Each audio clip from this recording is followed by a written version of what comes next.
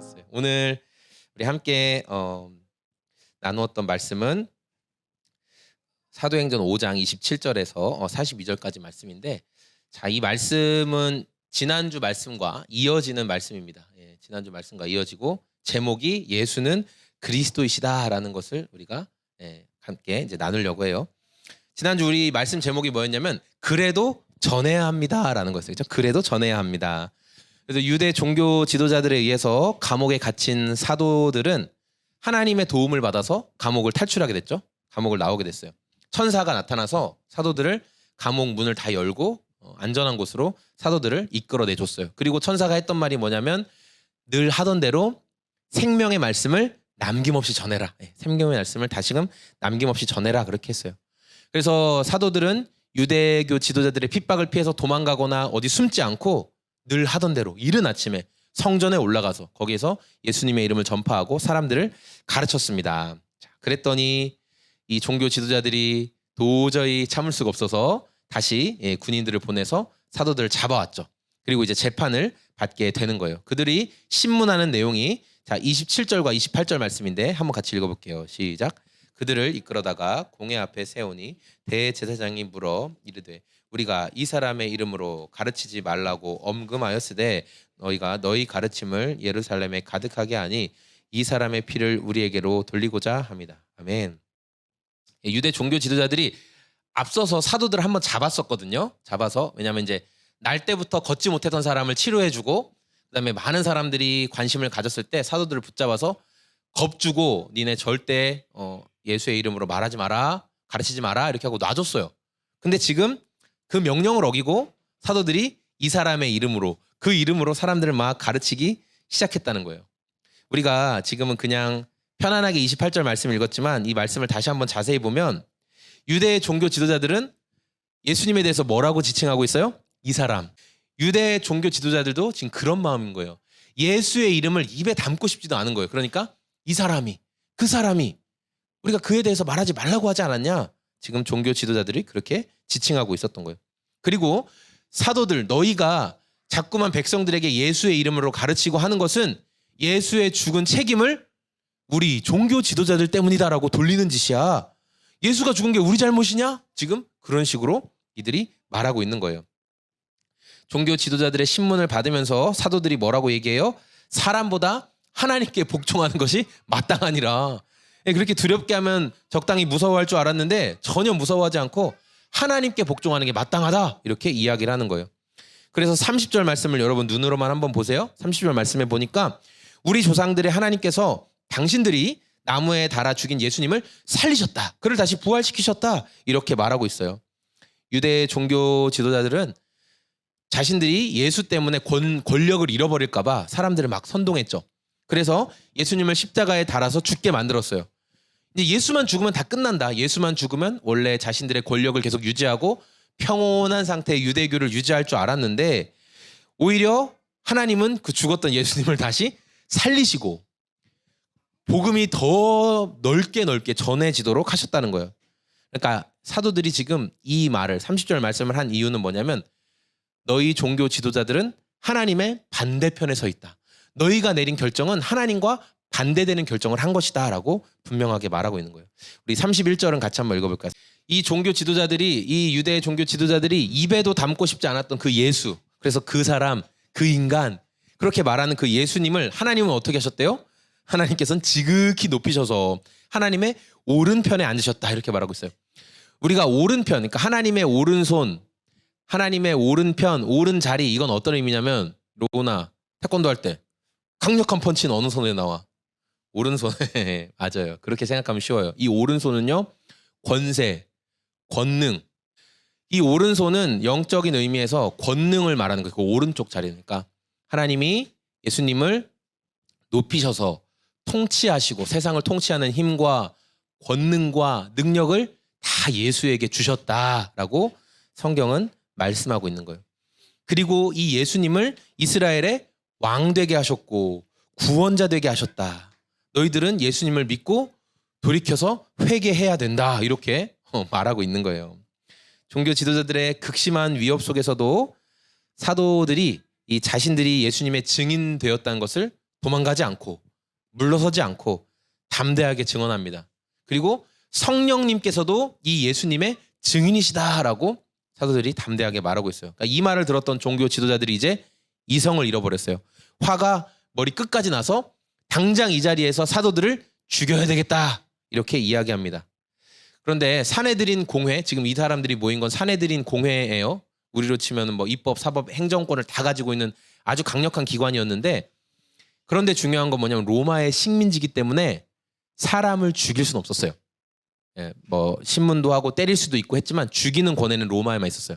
그러니까 예수님을 로마의 총독이었던 빌라도의 손에 의해 죽이게 만든 거거든요. 근데 지금 이들이 얼마나 화가 났는지 그 사실도 잊어버리고 사도들을 그냥 빨리 죽여버리자, 그런 이야기를 하기 시작했다는 거예요. 사도들이 이제 죽음의 위기 가운데 놓여 있을 때 하나님이 예상치 못한 사람 한 사람을 세우십니다. 그 사람의 이름이 뭐냐면 율법 교사로 온 이스라엘 백성에게 존경을 받는 가말리엘이라는 사람을 하나님이 등장시키셨어요. 그래서 가말리엘이 이 지금 이성을 잃어버린 유대교 종교 지도자들을 잠깐만, 너네 정신 좀 차려, 그러면서 중재하기 시작하는 거예요. 지나간 이스라엘 역사를 한번 돌아봐라. 이스라엘 가운데 드다라는 사람이 일어나고 유다라는 사람이 일어나서 나를 따라라, 내가 메시아다, 그렇게 해가지고 사람들을 막 선동했었대요. 그래서 수백 명의 사람들이 그 사람들을 따랐지만 드다가 죽고 유다가 죽자마자 사람들은 다 뿔뿔이 다 흩어졌다는 거예요. 네. 사람이 계획한 일이면 이내 무너지게 될 것이다. 그러나 하나님께서 하신 일이라면 지금 너희가 사도들을 대적하고 죽이려고 하는 이 짓은 하나님을 대적하는 어리석은 짓이야. 그러니까 내버려 두자, 신경 쓰지 말자, 지금 그렇게 이야기를 하는 거예요. 그러니까 아주 존경받는 이 가말리엘 선생님이 그렇게 이야기를 하니까 유대 종교 지도자들이 잠깐 정신을 차렸어요. 이제 컴다운이 됐어요. 자, 그래서 밖으로 나가 있으라고 했던 사도들을 다시 불러들여서 율법에서 정한 매를 때릴 수 있는 기준이 있어요. 뭐냐면 40대를 넘어서는 안 돼요. 40대를 넘어서 때린다는 것은 이 사람을 사형시킨다는 말이거든요. 그래서 율법은 몇 대까지 때렸냐면 39대까지. 근데 우리가 생각하는 아주 뭐 개나리 같은 얇은 회초리로 때리는 게 아니라 정말 무시무시한 채찍만큼이나 아픈 그런 몽둥이로 등과 엉덩이 쪽을 그냥 사정없이 39대를 내려치는 거예요. 이제 태형이라고 하죠. 얼마나 고통스러운지 사실 몇 대만 맞아도 기절하는 경우가 흔했어요. 그런데 이 39대 때리는 매를 사도들을 때린 거예요. 그리고 너네 다시는 예수의 이름으로 전하지 말고 가르치지 마라. 그리고 사도들을 풀어줍니다. 죽이지는 않았어요. 어쨌든 풀어줬는데 사도들은 이제 피부가 찢어지고 막 피가 흐르는 그런 끔찍한 매질을 당했으면서도 어떻게 성경은 말하고 있어요? 예수의 이름으로 모욕받는 것을 기뻐했다. 그러면서 재판정을 떠났다라고 말하고 있어요. 사도들의 몸에 선명하게 새겨져 있는 그 상처는 예수님의 영광을 드러내는 훈장이 된 거예요. 나는 예수님을 위해서 고난을 받는다. 그래서 사도들은 이제 성전에 모이든 또 이렇게 집집마다 모이든 쉬지 않고 예수님이 그리스도시다, 예수님이 구원자다라는 사실을 더욱 담대하게 전했다는 거예요.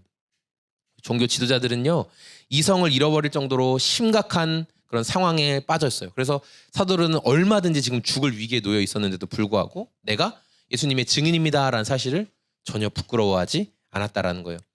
이전에 기억나죠? 우리가 마태복음 이야기 나누면서 사도들 어땠어요? 예수님이 잡히러 오는 것을 보면서 다 도망갔죠.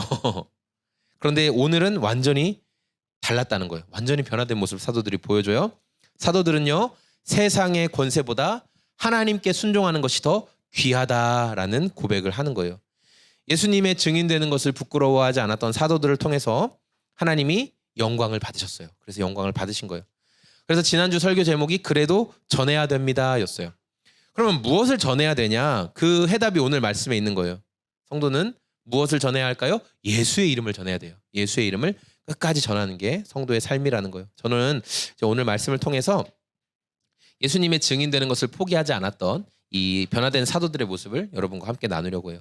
먼저 예수님의 증인됨을 포기하지 않았던 사도들의 모습을 통해 볼 수 있는 첫 번째 내용은 뭐냐? 세상의 권력보다 하나님께 복종하는 것을 더욱더 기뻐했다는 거죠. 우리 28절과 29절 말씀을 같이 한번 읽어보겠습니다. 시작. 이르되 우리가 이 이름으로 사람을 가르치지 말라고 엄금하였으되 너희는 너희 가르침을 예루살렘에 가득하게 하니 이 사람의 피를 우리에게 돌리고자 함이로다. 베드로와 사도들이 대답하여 이르되 사람보다 하나님께 순종하는 것이 마땅하니라. 아멘. 예. 이 사도들을 잡아들인 이 산헤드린 공회는 일전에 너희 그 이름으로, 그러니까 그 이름은 예수의 이름인 거예요. 근데 그 이름으로 가르치지도 말고 전파하지도 말아라 분명히 경고했어요. 근데 왜 그 명령을 어겼는지 신문하는 내용이 나옵니다. 지금 사도들이 니네가 신문 받는 거는 공회의 잘못이 아니라 사도들이 명령을 어겼기 때문에 너희가 벌을 받는 거다, 이렇게 이야기하는 거예요. 사도들이 지금 핍박받고 신문 받는 거는 종교 지도자들이 잘못했다는 게 아니에요. 니들이 우리 말 어겼잖아. 예전에 경고했는데 니들이 내 말 안 들었잖아. 그러면서 사도들을 지금 신문하고 있는 거예요. 그러면서 공회원들이 더 강력하게 몰아세우는 이유가 뭐냐면, 너희가 예수님의 이름을 자꾸만 가르치면, 로이가 예수님을 믿어야 돼, 예수님이 우리의 구원자다라고 자꾸만 말하면 어떻게 되냐면 예수를 죽인 책임이 이 종교 지도자들에게 있다라는 것을 너희가 증명하는 꼴이야. 너희는 그 책임을 우리에게 뒤집어 씌우려는 거야 라면서 사도들을 몰아가는 거예요. 근데 여러분 기억해 보세요. 예수님이 재판받으실 때 빌라도가 예수님을 신문했어요. 네가 유대인의 왕이냐, 네가 진짜 메시아냐, 너 로마를 반역하려고 사람들을 네가 모집한 게 맞냐. 예수님이 아니라고 하셨어요. 그 말에 동의해 주지 않으셨어요. 그러니까 빌라도가 나는 아무리 봐도 이 사람을 사형시킬 만한 이유를 못 찾겠다. 그래서 나는 이 사람을 때리고 놓아줄 것이다, 이렇게 얘기했어요. 어쨌든 소란을 일으켰으니까. 근데 이때 공회원들이 이야기했잖아요. 여기 나오나요? 네, 여기 같이 읽어볼까요? 시작. 그러자 온 백성이 대답하였다. 그 사람의 피를 우리와 우리 자손에게 돌리시오. 네, 마태복음 27장 25절에 보는 것처럼 이 종교 지도자들이 말하는 거예요. 우리가 책임질 테니까 예수 빨리 죽여. 우리가 책임질게. 예수 빨리 죽이세요 하면서 사람들을 더욱더 선동하고 빌라도에게 그렇게 말을 했다는 거예요. 네, 그들은 분명 예수를 죽이는 책임을 우리에게 돌려도 좋다라고 말했어요. 예수만 죽일 수 있다면, 그래서 이 상황을 끝낼 수만 있다면 우리는 아무런 문제가 없다, 그렇게 이야기를 한 거죠. 그런데 그들의 목적대로 예수만 죽이면 끝날 거라고 생각을 했는데 오히려 예수님은 죽으시고 어떻게 됐어요? 다시 살아나셨어요. 그러니까 더 부흥되고 더 많은 사람들이 예수님을 따르게 된 거예요. 그러니까 이들은 예수가 죽은 책임에 대해서 우리가 지지 않겠다. 네, 우리는 모른다. 우리는 아무 책임이 없다, 이렇게 말하는 거예요. 여러분, 이렇게 세상은요, 오늘 이 말했다가 내일이면 완전히 말을 바꿔버립니다. 오늘 너 내 말 잘 들으면 내가 다 책임져 줄게. 내가 다 돌봐줄게. 네 뒤에서 네 가족들, 네 누구들 다 우리가 책임질 테니까 너 내 말만 듣고 내 뜻대로 한 번만 해라. 눈 한 번 딱 감고 한 번만 그렇게 해라. 정말 다 책임져 주는 거예요? 그래, 다 책임져 줄게. 걱정하지 마. 우리가 누구야? 막 이렇게 해요. 여러분, 그런데 어떻게 해요? 그러다가도 자기에게 해로울 것 같으면 등을 딱 돌려버리죠. 우리가 흔히 말하는 입을 싹 닦아버리죠. 그래서 여러분, 100마디 말로 약속하는 것보다 한 장의 종이 계약서가 더 힘이 있다는 말을 우리가 듣잖아요. 세상은요, 아무런 책임을 져주지 않아요. 로우나, 너 내 말만 들어라. 승건아, 너 내 말만 들으면 말이야, 내가 다 책임져 줄 거야. 걱정하지 마. 정말요? 그럼 걱정 안 하고 말을 들을게요. 했다가 큰 낭패를 보게 되죠. 저 사람만 믿었는데 어떻게 이럴 수 있어요? 그때 저한테 그렇게 말씀하셨잖아요. 내가 언제? 네, 세상은 그래요. 내가 언제? 그러다 한순간 등 돌리고 모른 척 하는 것이 바로 세상의 풍조라는 거예요, 여러분. 세상의 풍조. 네. 그러나 사도들이 의지한 하나님 어떤 분이세요? 하나님 어떤 분이세요? 야고보서 1장 17절 말씀. 온갖 좋은 선물과 모든 완전한 은사는 위에서 곧 빛들을 지으신 하나님 아버지께로부터 내려온다. 아버지께서는 이러저러한 변함이나 회전하는 그림자가 없으시다는 거예요. 하나님 이렇게 어딘가에 우리가 등을 돌리면 어딘가에 이 그림자가 지잖아요. 하나님은 전혀 그런 게 없으신 분이라는 거예요. 또 시편은 뭐라고 얘기해요? 주님은 언제나 한결같으시다. 주님의 횟수는 끝이 없다는 거예요. 성경은 하나님은 변함이 없는 분이다라고 분명하게 여러 군데에 걸쳐서 말씀하고 있어요. 하나님은 이렇게 책임지지 않는 종교 지도자들처럼 행동하는 분이 절대 아니시라는 거예요. 그래서 우리가 어떤 선택을 내릴 때, 우리가 어떤 결정을 내릴 때 이게 하나님께서 가치 있게 여기시는 결정일까? 우리가 그 결정을 하는 게 영광스러운 일이 된다는 거죠. 그런 선택을 통해서 영원토록 하나님께서 영광을 받으시는 결정, 또한 그런 삶을 살아가길 원해요. 사도들이 세상 풍조에 순응하기보다 변하지 않으시는 예수님의 증인되는 것을 선택했죠. 그리고 2000년이 넘는 지금 시간에 이르도록 사도들의 이 결정은 아름다운 결정, 모든 그리스도인들이 따라가며 박수치며 그리고 감격하는 결정이 됐다는 것을 여러분 기억하세요. 반대로 하나님을 떠나서 세상의 말을 들었던 결정, 뭐 유다나 또 수많은 성경 속에 하나님을 떠난 결정들을 했던 사람들이 있죠. 그들의 결정은 지금도 우리에게 반면교사 삼는 결정이 된다는 것을 여러분 반드시 기억하시길 원합니다. 또 우리가 이렇게 예수님의 증인으로 살아가는 선택을 할 때 그 삶에서 하나님이 어떤 일을 하시냐, 하나님은 생각지 못한 살 길을 열어주시는 분이라는 거예요. 우리 33절과 34절 말씀 읽어보겠습니다. 그들이 듣고 크게 노하여 사도들을 없이 하고자 할새 바리새인 가멜리엘은 율법 교사로 모든 백성에게 존경을 받는 자라. 공회 중에 일어나 명하여 사도들을 잠깐 밖에 나가게 하고, 사내들인 공회는 사도들을 오히려 협박하고 막 두렵게 만들었는데, 사도들은 오히려 그 협박을 받으면, 승민이 협박을 받으면 무섭잖아요. 무서워요 하는데 두려워하지 않고 나는 하나님께 순종할 거야, 그렇게 결연한 모습을 보여주는 거예요. 그러니까 사내들인 공회원들이 이성을 잃어버리고 우리 기다릴 필요 없습니다, 재판할 필요도 없습니다, 저 자식들 빨리 죽여야 됩니다, 그렇게 막 분위기를 몰아가기 시작할 때 한 사람이 등장하죠. 바로 모든 유대인들이 존경하는 율법교사 가말리엘이라는 사람이 등장을 한 거예요. 당시 이스라엘 율법 학계에서는 두 개의 큰 양대 산맥이 있었어요. 두 개의 큰 양대 산맥이 있었는데 바로 힐렐 학파, 샴마이 학파, 두 개의 학파가 있었어요. 큰 율법을 해석하는 관점이 약간은 차이가 있는 두 개의 큰 학파가 있었는데, 오늘 말씀하는 가말리엘은 이 힐렐 학파, 힐렐이란 랍비의 손자였어요. 그러니까 무슨 의미예요? 그 가문이 다 아주 율법에 정통하고 모든 이스라엘 사람들에게 존경받는 그런 가문이었다라는 거예요. 그리고 신약 성경의 많은 부분을 기술했던 사도 바울, 사도 바울도 자신을 소개할 때 뭐라고 얘기하냐? 나는 가말리엘의 제자다. 내가 이 가말리엘 선생님의 제자였다. 그러니까 우리로 치면 이렇게 하버드생이다, 하버드생이다, 이렇게 생각하시면 돼요. 정말 탁월한 사람이 바로 가말리엘이라는 사람이었어요. 자, 이 율법에 능통했던 가말리엘이 이성을 잃어버리고 분노하고 있는 이제 사내들인 공회원들에게 말을 하는 거예요. 너희들이 지금 이 일을 행하는 것, 아까도 우리가 이야기 나눴잖아요. 사람에게 일어난 것이면 그냥 잠깐 일어났다 다 사라지게 될 거야. 그러나 하나님이 하시는 일인데 너희가 자꾸만 방해하고 사도들을 죽이려고 하면 우리는 하나님을 대적하는 사람들이 된다. 그러니까 그냥 두어라, 이렇게 말을 하죠.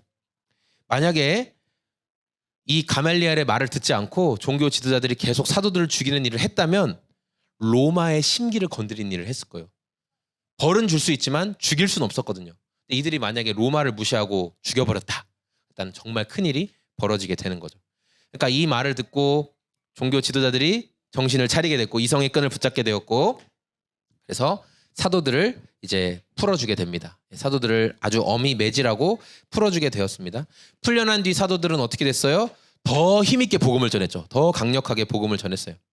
하나님께서는 예수님의 증인으로 살고자 하는 성도를 절대 그냥 내버려 두지 않으신다는 거예요. 위기의 순간 생각하지 못했던 곳에서 구원의 손길을 내밀어 주시는 분이 바로 하나님이시다라는 것을 우리가 말씀을 통해 기억했으면 좋겠어요. 자, 오늘 말씀을 정리하겠습니다. 사도들은 위기의 순간에도 예수님의 증인된 사실을 부인하지 않았습니다. 이전과는 완전히 달라진 모습을 보여줬죠. 사도들을 신문하던 유대의 사내들인 공회원들이 그래서 이성을 잃을 정도였어요. 아니, 이 녀석들이 이 정도 겁주면은 무서워할 줄 알았는데 왜 이렇게 두려워하지 않나? 이렇게 된 거예요. 하나님께서는 예수님의 이름을 자랑스럽게 생각하고 증인의 사명을 포기하지 않은 사도들을 돌보아주셨습니다. 사내들인 공회와 또 모든 백성들이 존경하는 율법교사를 세우셔서 문제의 상황을 조율하게 만드셨어요. 사도들이 겪은 상황은 지난번에는 어떻게 됐죠? 매 맞거나 이렇게 고통당하기 전에 풀려났어요. 그냥 겁만 주고 풀어주게 되었고, 또 두 번째는 감옥에 갇히긴 했지만 천사가 나타나서 이들을 안전한 곳까지 다 안내를 해주었죠. 기적을 경험했어요. 그런데 오늘은 어땠어요? 예수님의 증인됨을 포기하지 않았더니 살이 찢겨질 정도로 굉장한 매를 맞게 되었다는 거예요. 그런데 그런 일을 겪으면서도 사도들이 내가 하나님의 섭리를 인정하고 또 자신들이 복음의 증인이 되었다라는 사실로 인하여 기뻐했다. 그렇게 성경은 기록하고 있어요. 그들이 기뻐할 수 있었던 이유는 뭐냐면 그들이 당하는 고난은 내가 이제 하나님의 편에 서 있다는 것을 분명하게 보여주는 증거였기 때문이에요. 유대인들 종교 지도자들의 편에 서 있었으면 핍박받을 일이 없어요. 근데 예수님의 편에 서 있으니까 그들이 핍박을 받았다는 거죠. 우리가 오늘 말씀을 통해 성도로 부름받은 은혜에 늘 감사하기를 원합니다. 특별히 늘 이 변하는 세상 편에 서는 인생이 아니라 변하지 않으시는 하나님의 편에 여러분 서는 선택을 내리길 원합니다. 기회가 있을 때마다 예수님의 이름을 드러내고 자랑할 수 있는 저와 소금제작소 교회 모든 성도님들이 다 되시길 소망합니다.